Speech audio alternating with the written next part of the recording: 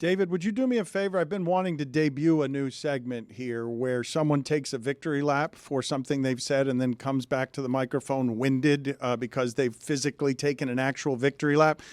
The sporting class and the fact that you guys got it right on what it is would happen here. Do you want to take around your apartment a quick victory lap right now and come back and we will talk about this Jaden Rashada story? He has to be winded? He runs marathons. Take a couple of I'm not going to get winded doing that. I may get schwitzy, but not winded. All right, can you just do something that represents the debut of the victory lap segment as I explain to the audience what's happening with Jaden Rashada, where he is suing Billy Napier for $13 million? That's not around your apartment. He's running in place, yeah. It's not. Okay, actually, well, should we do it that way? It's not a lap. All right, should we do It's it a marathon runner. It's an ISO That's not cam. fair. Maybe with somebody else. Either way, it's not going great. Okay, that's I'm fine. surprised he's wearing pants. Mike, what do you make of this as the business of all of this changes? And I'm watching stuff that I don't understand where a quarterback is suing his head coach, which is hysterical. Well, I think this is a very funny story. And if you want to get into the weeds about it, if you're Florida and you're presently unhappy with your head football coach, this may open the door for being able to fire him with cause. I think everything's on the table there. But I'm really happy that this lawsuit came to light just so we can finally publicly reveal the fact that Florida's collective paid John Ruiz to avoid litigation.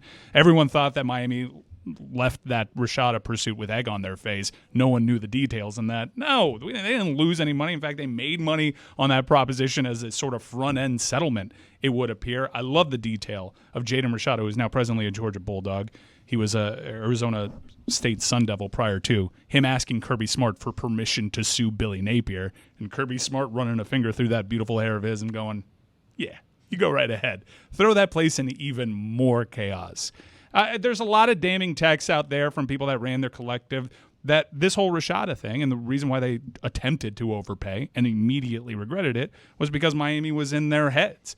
They like those freaks down in Miami, can't stand them. This was more about getting at Miami and stopping John Ruiz at the time, or the perception of John Ruiz, who, if you want to talk about victory laps, he's having himself one right now.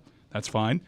I think it was all about the boogeyman that was Miami, and it scared them into doing something stupid, and they immediately regretted it. And also, I feel bad for the kid.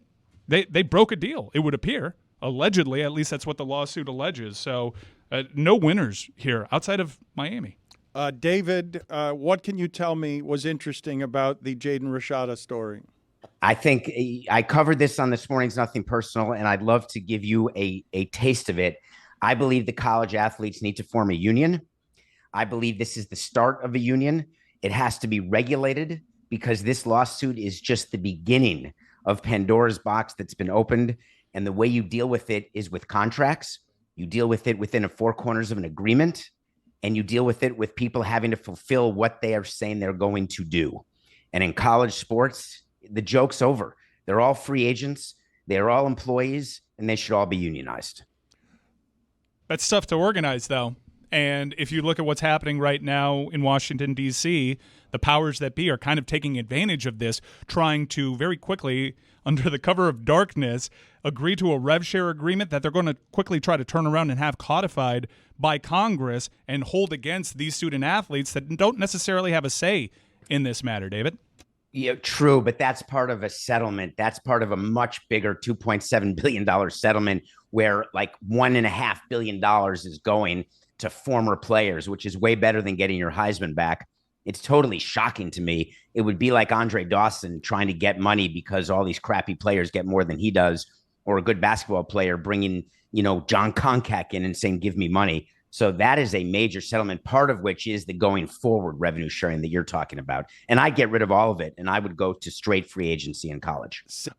Do you have any more questions about this ground-shaking Rashada thing? I do. David, look, the University of Florida not getting the results that they want from this head coach. Say you're a disappointed UF administrator. Are you seeing this lawsuit, and while you publicly have to defend your head coach, you got this in your back pocket and you're checking with legal to see if you could maybe get out from this contract with cause?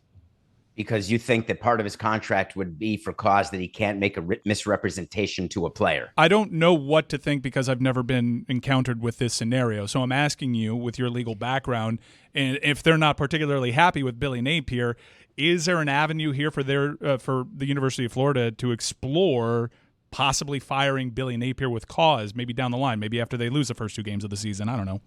They're still fighting with Gruden, right? So cause is such a major thing. To prove cause, there are provisions in every contract that you sign, how you get terminated for cause, and being sued is not one of them, because anybody can be sued at any time. Man, I would have been fired 50 times for cause if it's just about being sued. And so then the question is, what was he sued for, and what's the result of the lawsuit?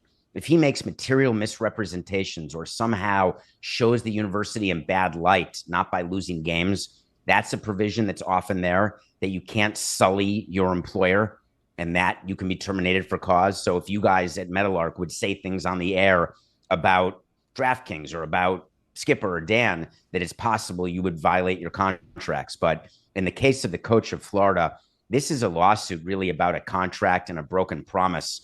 And we're going to find out exactly what was promised, what was written. And my guess is Florida is going to want to settle this, and they're not going to really want any discovery at all. But if you're AD and this guy's not giving you the results, do you just say we're firing him with cause eventually down the line? It's not worth it, Mike. Just to kick that can down the road because more money's going to pump in anyways. Like, at least I don't have to pay this right now. We saw with Al Golden, he was fighting over contract money, and that took several years. So does it just behoove you? And I've said behoove a lot. I know that. Does it behoove you to just kick the can down the road and say cause and just move on? It's always a strategy that you think about, because you can fire someone for cause. But if you're a smart person doing a contract as an employee, when you are terminated for cause, you have payments that can continue until it is proven that cause actually existed. And so obviously I don't know what's in the head coach's contract, but what I would do as an AD, if you want to get rid of your coach, you just go find a booster to finance it. And then you go to the president of the university and say, hey, we're firing the coach. We're going to owe him X dollars. We're going to fight for it, but we've already raised the X dollars from a booster. That's what I would do. It would not be about this lawsuit, though. It would be about performance or something else.